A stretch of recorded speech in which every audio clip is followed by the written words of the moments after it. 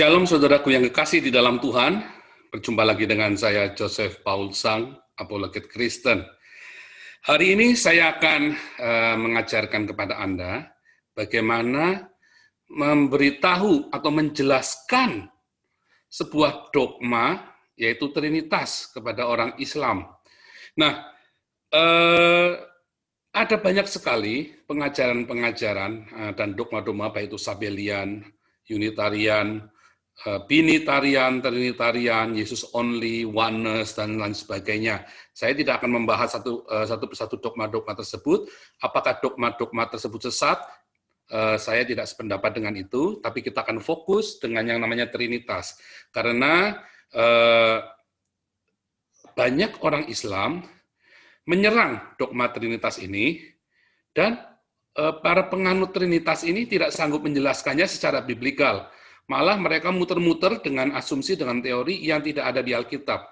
Nah, sebenarnya pada awalnya para bapak gereja ini menjelaskan Trinitas, berusaha untuk menjelaskan tentang Yesus yang adalah Elohim atau Yesus yang adalah Theos dengan banyak sekali pendekatan. Dan di abad keempat yang paling diakui oleh gereja, oleh jemaat mayoritas saat itu atau oleh pemimpin jemaat saat itu adalah Trinitas. Nah, namun nampaknya para pengikut dogma ini di kemudian hari menjadi liar dan mereka masing-masing menjelaskan dengan caranya sendiri. Nah, hari ini kita akan fokus bagaimana kita bisa memahami konsep Trinitas ini dengan benar dan bagaimana menjelaskannya secara alkitabiah, bukan dengan asumsi. Dan ketika Anda menjelaskannya kepada orang Islam, saya jamin orang Islam itu tidak akan bisa membantah, saya jamin 100%. Dan ini adalah penjelasan yang paling masuk akal dan paling biblikal, yang Anda tidak akan pernah temui dari pengajar-pengajar lain, ketika mereka lari dari Alkitab dan berusaha menjelaskannya dengan ilustrasi-ilustrasi yang tidak biblikal. Oke, bagaimanakah itu? Kita akan mulai. Nah, kita akan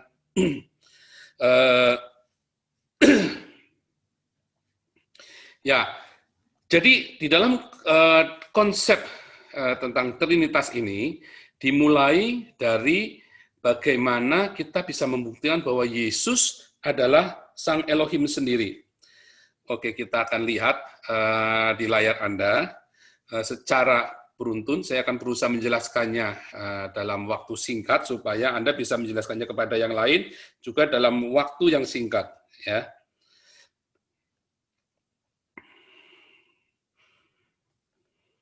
Ya, Anda bisa lihat di layar Anda saat ini bagaimana kita menjelaskan Trinitas kepada Muslim yang Alkitabiah. Ya, saya sudah mempelajari ini lama sekali, sejak saya, bahkan sebelum saya sekolah teologi, dan saya berdebat dengan saksi Yehova, saya berdebat dengan orang Islam, saya berdebat dengan ayah saya sendiri yang bukan seorang penganut Trinitas, dan dengan banyak sekali penganut Trinitas yang lain dan non-Trinitas. Dan saudara tahu, ketika saya menyajikan hal ini, tidak ada yang bisa membantah satupun, bahkan orang Islam pun tidak bisa membantah lagi. Nah, kita harus tahu, lihat dulu ya, yang dijelaskan oleh beberapa teolog, YouTubers, ya, contohnya Dr. Deki Verbum Veritatis. Dr. Deki Verbum Veritatis menjelaskan Trinitas itu dengan menyebut nama saya, yaitu Paul, Yosua Tewu, dan Deki adalah manusia. Dan Paul bukan Deki, Deki bukan Yosua Tewu bukan Paul. Dan kita semua adalah manusia, dan itulah Trinitas. Dan itu tentu saja sama saja dengan kalau saya mengatakan nenek saya dengan neneknya Deki, dengan neneknya Muriwali adalah sama-sama nenek-nenek. Nenek saya bukan neneknya Deki. Neneknya Deki tentu saja bukan neneknya Muriwali. Neneknya Muriwali tentu saja bukan nenek saya. Ya, tapi nenek kami sama-sama nenek-nenek. Nah, kemudian ia mengatakan bahwa itulah yang disebut dengan Trinitas. Tentu saja hal ini menjadi jauh, karena kalau ada 3 nenek, nggak mungkin 3 nenek ini adalah satu, adalah Echad, adalah Esa. Karena pengertian Esa nanti kita akan pelajari, ternyata akan berbeda sekali dengan apa yang dipikirkan oleh Dr. Teki di Verbum Veritatis, yang dia menyebut nama saya itu ya. Nah, jadi jelas, nenek saya bukan neneknya Deki bukan neneknya Muriwali, neneknya Muriwali bukan neneknya saya. Tapi nenek kami sama-sama nenek-nenek, dan ini bukan trinitas. Ya, tetapi ini adalah sebuah logika either or yang disebutkan oleh Muriwali, ya. Either or itu adalah hukum logika, bukan logika tapi hukum logika either or. Ya, jadi nenek kami sama-sama nenek-nenek, sudah jelas. Kecuali kalau ada gadis berusia 18 tahun, punya anak dan langsung punya cucu, maka dia bukan nenek-nenek. Walaupun dia menjadi seorang nenek, tapi dia bukan nenek-nenek, tapi masih muda. Muda-muda sudah jadi nenek-nenek. Tetapi kita tahu bahwa itu bukan ehad, karena ternyata tetap 3. Ya, hanya pendefinisiannya, ya, hukum definisi identitas, hukum identitas dan either or-nya adalah sama-sama nenek-nenek. Nah, karena itu identitasnya adalah nenek-nenek, dan secara either or, nenek saya bukan neneknya Deki, sudah jelas. Identitasnya nenek-nenek, tetapi nenek saya bukan neneknya Muriwali. Neneknya Muriwali bukan neneknya Deki, kecuali kalau Deki dengan Muriwali itu saudara sepupu. Tapi saya dengan Deki, dengan Muriwali sudah jelas bukan saudara sepupu. Kita baru kenal di YouTube ini, dan kita tidak ada hubungan darah, dan saya seorang Tionghoa. Ya, jadi nenek kami sama-sama nenek-nenek, tetapi kami punya nenek yang berbeda. Ya, itu udah saya kasih gambar 3 nenek itu. Ya, jadi ini jelas, saya bisa katakan bahwa dogma ini adalah absurd. Ya, coba kita lihat ya. Jadi dogma ini jelas absurd. Kita nggak bisa pakai ilustrasi ini, penjelasan ini kita nggak bisa pakai. Kemudian kita lihat, kalau Anda lihat di debater-debater di YouTube atau di Facebook, mereka mengilustrasikannya dengan S, saya sebut dengan apologet kepepet, ya, apologet kepepet, apologet kepepet. Mengapa? Karena dia asal comot saja, yaitu Trinitas itu seperti air, ya. Air itu padat jadi es, kemudian dia jadi air, ya, es, kemudian jadi air, kemudian dia bisa menguap menjadi uap air. Tentu saja hal ini juga absurd. Mengapa? Karena Allah kita, ini yang dipertanyakan oleh orang Islam. Ketika Elohim, ketika Allah menjadi Yesus dan disalib dan mati, maka surga kosong dong. Ini kan sama seperti itu. Ketika esnya jadi air, ya, Allahnya menjadi manusia, maka tidak ada yang namanya es lagi, karena itu sudah jadi air. Dan ketika air menjadi uap, ketika Yesus kemudian jadi Roh Kudus, ya kan? Maka nggak ada es, nggak ada air, yang ada cuma tinggal uap. Ketika uap itu kemudian menjadi air, menjadi es, menjadi air lagi, maka kosong lagi, maka terjadi perubahan bentuk. Jadi ini jelas konsep yang absurd. Karena ketika Allah menjadi Yesus, di surga tetap ada Allah, karena Allah itu omnipresent dan kekal. Dia tidak dibatasi oleh ruang dan waktu, dan ia maha besar. Ketika Allah menjadi manusia, menjadi sarka, logos itu menjadi sarka Yesus, di surga tetap ada Allah, dan Allah tetap ada di mana-mana karena ia maha hadir atau omnipresent. Ketika Yesus kembali ke surga dan ada Roh Kudus, Yesus tetap ada di surga dan Roh Kudus ada di bumi. Ya. Dan Allah tetap ada di surga, ada di mana-mana, omnipresence. Jadi ini tidak bisa mewakili, dan jelas salah. Namanya apologet kepepet. Jangan pernah menggunakan ilustrasi ini hanya dalam 2 kalimat atau 2 kali komen saja, nanti Anda akan diskakmat dan selesai. Dan orang Islam akan mengolok-olok Anda. Ya. Nah, bagaimana dengan Sabelian? Sabelian itu percaya bahwa Allah kadang-kadang bisa menjadi matahari, kadang-kadang bisa cahaya, dan kadang-kadang menjadi panas. Ya. Nah, kita lihat ilustrasi yang digunakan Sabelian adalah sang matahari. Ada sumbernya, yaitu sang matahari. Nah, sang matahari ini mengeluarkan cahaya, mengirimkan cahaya. Itulah Yesus, katanya begitu. Kemudian cahaya ini menghasilkan panas juga. Itulah Roh Kudus. Ya, jadi sang matahari ini adalah Sang Bapa, ini adalah Sang Anak, ini adalah Sang Roh Kudus. Nah, ini jelas sangat absurd logika ini. Mengapa? Karena panas itu bisa hilang. Cahaya itu bisa hilang ketika matahari tidak bersinar lagi. Ya, mataharinya masih ada, masih, tetapi tertutup oleh bayangan bulan atau tertutup oleh bayangan belahan bumi yang lain, ya. Sehingga ini bukan menjadi kekekalan karena matahari tidak kekal. Bisa mendekati dengan konsep tersebut. Berarti kalau Anda lihat di dalam konsep Trinitas, maka Bapa itu tidak sama dengan anak. Ya, dengan anak tidak sama dengan Roh Kudus. Itulah konsep Trinitas. Sedangkan di dalam matahari ini ya terdiri dari cahaya dan panasnya. Sehingga kalau cahaya bukan panas, panas bukan cahaya, dan cahaya bukan matahari, maka konsep ini absurd. Karena di dalam Trinitas, Bapa adalah Allah, Anak adalah Allah, Roh Kudus adalah Allah. Tetapi Bapa bukan Anak bukan Roh Kudus bukan Bapa. Sedangkan matahari, cahaya dan panasnya itulah matahari. Karena matahari terdiri dari sebuah nebula yang merupakan gumpalan cahaya dan panas. Yang gas yang merupakan gumpalan cahaya dan panas, dan itu terradiasi. Jadi ini jelas mendekati tetapi tidak bisa dipakai. Ya, dan ini Sabellian. Nah, banyak orang-orang Kristen yang mengaku-ngaku Trinitas menggunakan ini, termasuk si CP, Christian Prince. Nah, ini juga berarti apakah Christian Prince Sabellian? Karena dia menggunakan ilustrasi ini. Gilbert juga sama menggunakan ilustrasi ini. Dan banyak sekali penganut Trinitas menggunakan ilustrasi ini. Dan ini jelas Sabellian. Jadi Anda yang menuduh orang lain Sabellian, jangan-jangan Anda sendiri seorang Sabellian. Karena Sabellian percaya Trinitas. Hanya Sabellian berkata bahwa Bapa itulah Anak, Anak itulah Roh Kudus, Roh Kudus itulah Bapa. Ya ini, makanya dia gunakan matahari, cahaya, dan panas. Karena ia yakin bahwa Bapa adalah Anak, adalah Roh Kudus. Dan Roh Kudus adalah Bapa. Sedangkan di dalam Trinitas konsepnya Tertullian, Bapa bukan Anak, Anak bukan Roh Kudus, dan Roh Kudus bukan Bapa. Ya. Lalu bagaimana kita bisa mengkonsep Trinitas itu? Kita lihat ya konsep Trinitasnya. Lihat, ini Bapa. Bapa adalah Allah. Allah. Anak adalah Allah, Roh Kudus adalah Allah. Tetapi Bapa bukan Anak.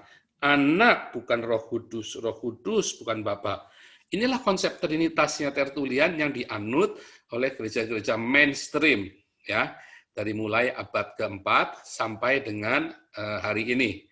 Nah, dan yang paling vokal dan yang hari ini kita banyak mengerti, ya, adalah konsep seperti ini.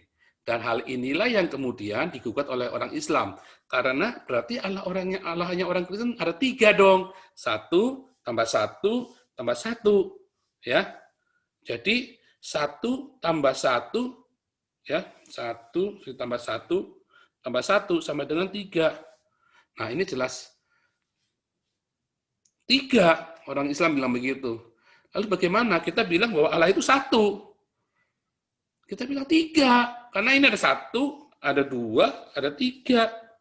Jadi 3. Ini adalah 3. Sama tadi seperti yang pertama kali saya sampaikan. Neneknya Muriwali, neneknya Deki, neneknya Paul. Sama-sama nenek-nenek. Kan ada 3 nenek di situ.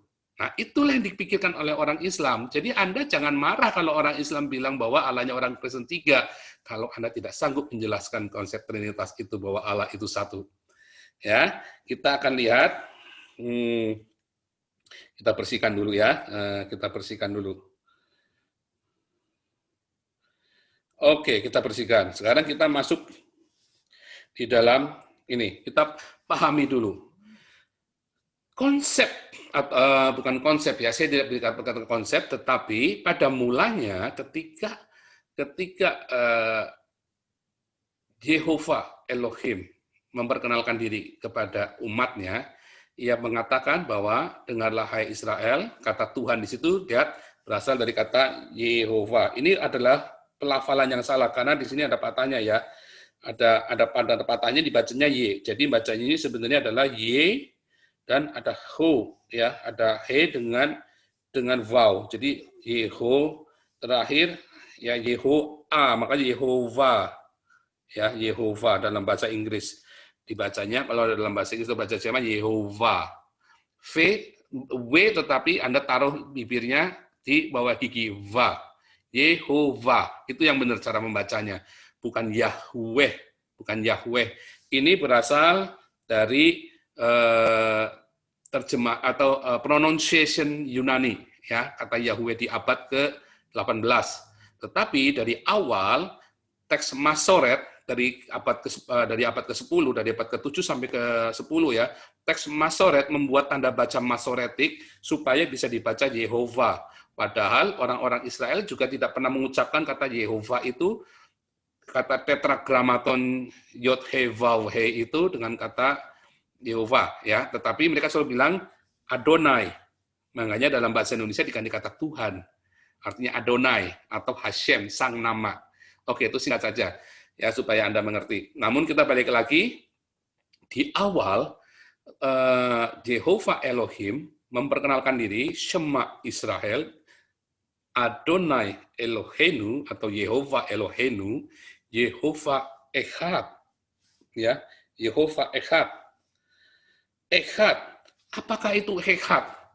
Banyak orang berantem dengan masalah Echad karena orang Islam bilang Ahad, tauhid, ya, satu, tunggal, til satu. Nah, kita akan lihat apakah kata tunggal itu dalam bahasa Ibrani. Coba lihat di dalam Kejadian 22 ayat 2. Ambillah anakmu yang tunggal itu. Kata tunggal berasal dari kata Yahid, ya, di only son, only, satu, cuma satu. Itu dari kata Yahid, ya, Yahid. Jadi Yahid tidak sama dengan Echad. Ya, coba kita lihat lagi. Hai putri bangsaku, kenakan kain kapung dan berguling-gulinglah dalam debu, berkabunglah seperti menangisi seorang anak tunggal. Tunggal dari kata Yahid, ya, only son, Yahid. Jadi tunggal, satu, kata tunggal, satu atau eka berasal dari kata Yahid, ya. Nah, sekarang kita lihat dari mana kata Echad. Sebab itu seorang laki-laki akan meninggalkan ayahnya dan ibunya dan bersatu dengan istrinya sehingga keduanya menjadi satu daging. Lihat, menjadi satu berasal dari kata Echad. Artinya ada dua, ya, laki-laki dan istrinya menjadi satu. Ya. Kata Echad itu ada substansinya, tidak cuma satu tunggal, tapi dua jadi satu. Jadi kata Echad, ya, kita lihat lagi. Lihat di Keluaran 26 ayat 6, dan haruslah engkau membuat 50 kaitan dan menyambung tenda-tenda, lebih dari satu tenda, ya.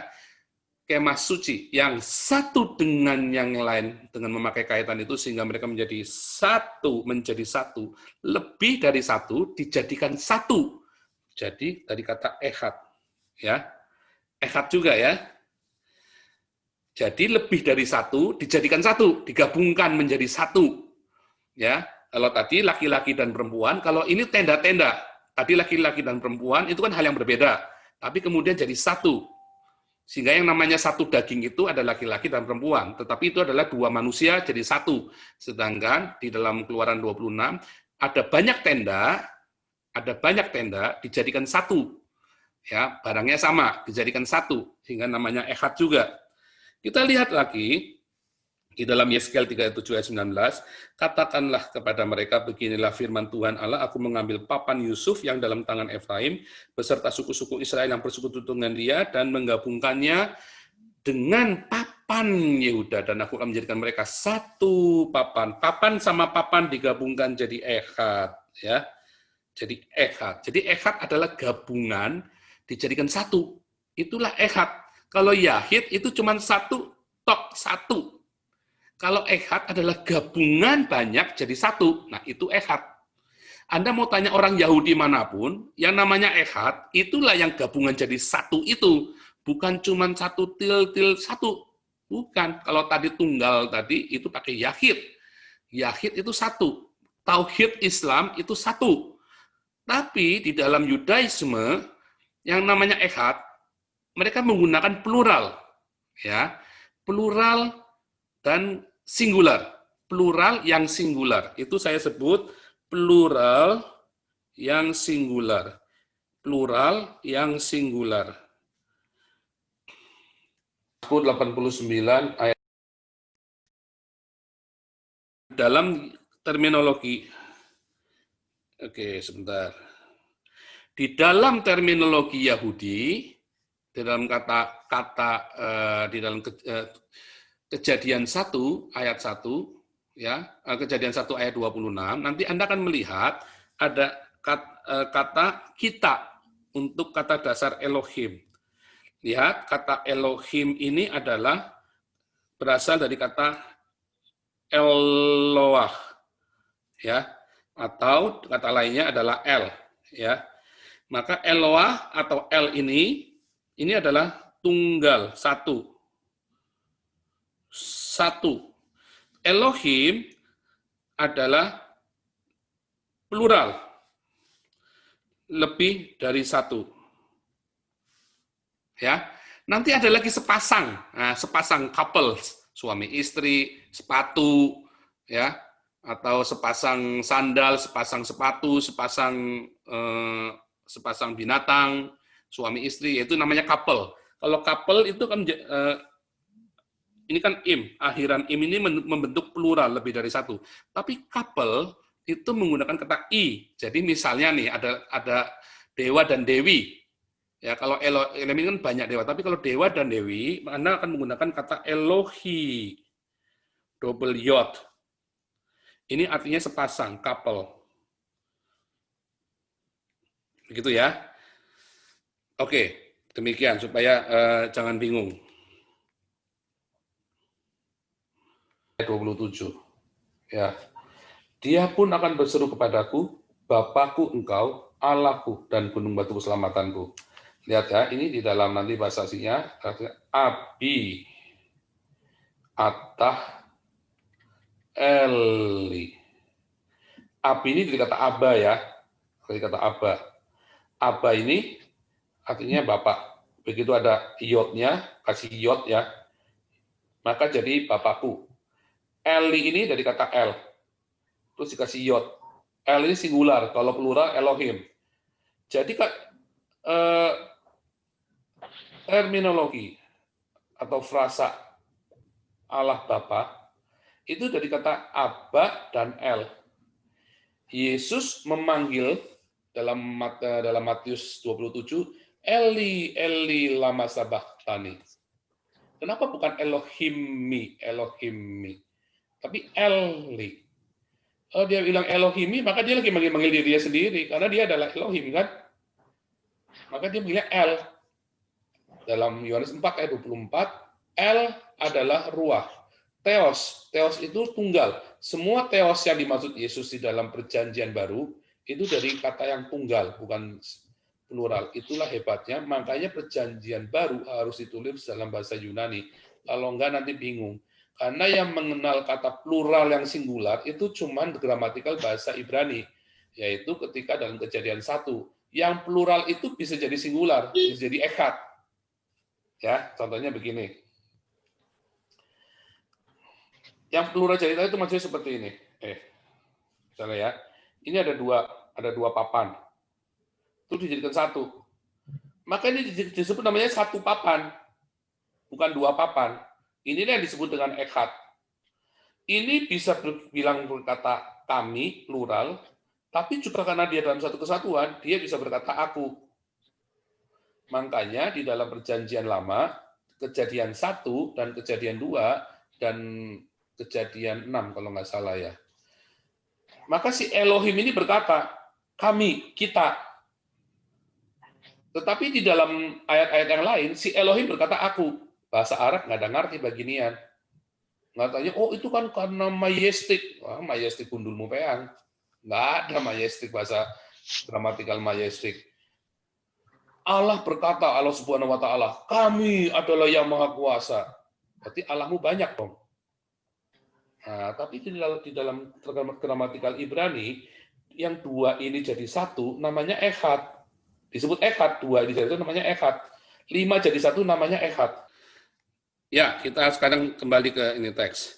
Lihat dalam Kejadian 1, berfirman Allah, baiklah kita menjadikan manusia menurut gambar dan rupa kita. Lihat, karena apa? Karena kata Allah di sini dari kata Elohim tadi, ya Elohim, supaya mereka berkuasa atas ikan-ikan di laut dan seterusnya. Maka Allah menciptakan manusia menurut gambarnya. Dua kali ditulis ya, gambar dan rupa. Ingat gambar dan rupa. Ingat-ingat itu ya. Lihat di dalam Kejadian 2 ayat 7, maka Tuhan menciptakan manusia dari debu ya, dari debu tanah. Satu, dari debu tanah. Dua, dihembuskan nafas. Kata nafas itu bahasa Arab ya, tapi artinya dihembuskan roh. Nah, kata nismat hayat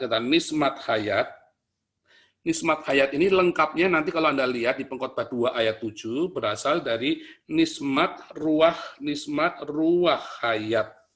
Ya, dan selalu ditulis nismat ruah hayat, kadang-kadang nismat hayat. Ya begitu cara orang Yahudi menuliskannya ya. Kemudian jadi ada tubuhnya, ada rohnya, maka manusia mempunyai roh yang hidup, nefes, jiwa. Jadi ini adalah tubuh, ini adalah roh, adalah jiwa. Manusia itu punya tubuh, punya jiwa, punya roh. Ya. Sering kalau di dalam Alkitab Perjanjian Baru disebutnya roh, jiwa, dan tubuh. Gitu ya. Nah lihat, kalau kita lihat, maka Tuhan Yesus Kristus ketika datang ke dunia, dia mempunyai sarka, logos yang menjadi sarka, logos yang menjadi daging. Kemudian, Yesus juga punya jiwa. Di dalam Yohanes 10 ayat 17 dikatakan, aku menyerahkan jiwaku, itu terjemahan yang salah bilang nyawaku ya, tapi jiwaku, supaya apa? Jelas, ini kata suhe, aku menyerahkan jiwaku, dan aku bisa mengambilnya kembali. Jadi Yesus tadi punya sarka, punya tubuh, dan punya jiwa. Coba kita lihat di dalam Matius 27 ayat 50, Yesus juga punya roh. Maka setelah Yesus berkata, Eli, Eli, lama sabachthani, ia berseru dengan suara nyaring, dan ia menyerahkan pneuma. Ya, menyerahkan pneuma. Jadi Yesus punya daging, punya tubuh tadi, punya jiwa atau suhe, dan punya pneuma. Suhe itu sama dengan nefes ya. Suhe ini sama dengan nefes. Nefes. Tadi kita ingat di dalam Kejadian 2 ayat 7, manusia itu Adam itu dari tubuhnya dia, dari debu, dan kemudian punya nefes dan punya ruah. Nismat itu ruah tadi ya. Dilengkapnya dalam Kejadian 7 ayat 22 itu nismat ruah hayat. Dan ini adalah ruah. Nah, kita harus tahu itu dulu. Oke?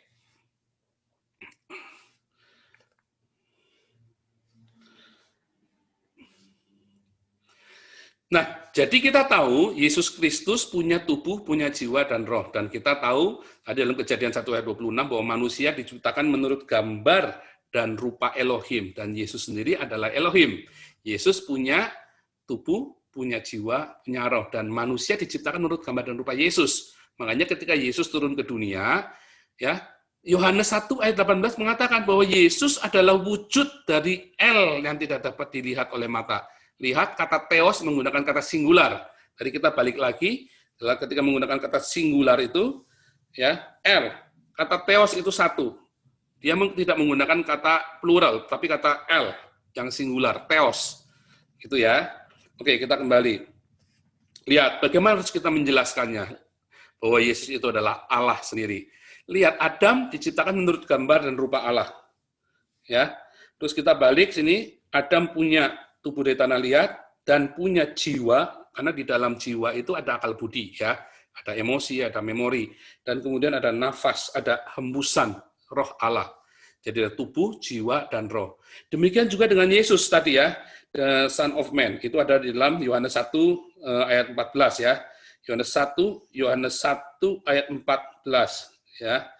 Terus ada rohnya tadi di dalam Matius ya, kita di dalam Matius 27 ayat 50. Oh sorry, saya ini ya, supaya jangan kita urutin. Yesus di dalam Yohanes 10 ayat 17 punya jiwa ya, punya jiwa. Yohanes 10 ayat 17 ada jiwa. Jadi di tubuh ini adalah jiwa dan ada rohnya. Rohnya ada di dalam tadi Matius 27 ayat 50.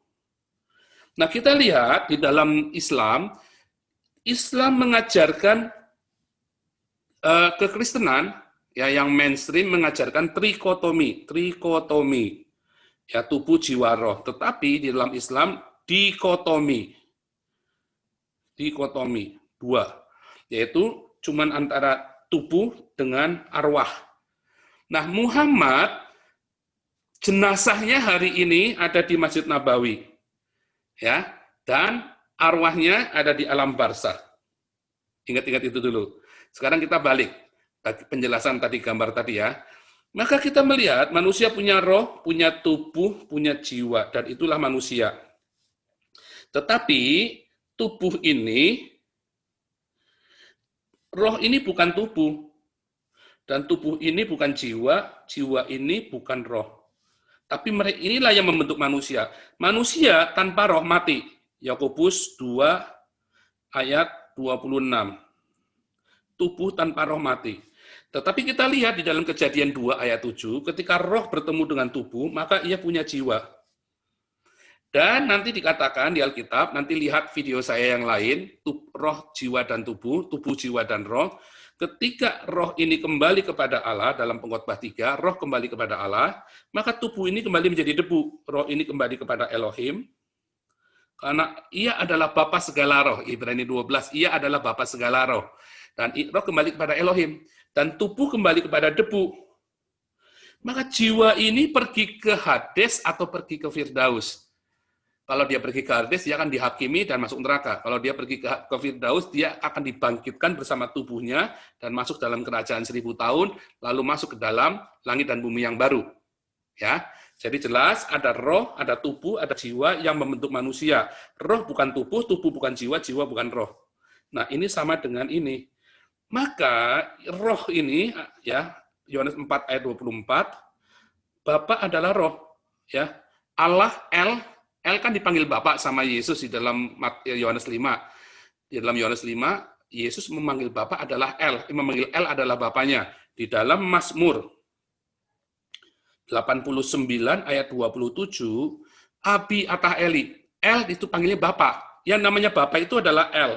El sama dengan Bapa. Ya, maka Bapa ini atau El adalah roh, dan ini jelas punya Yesus, ya.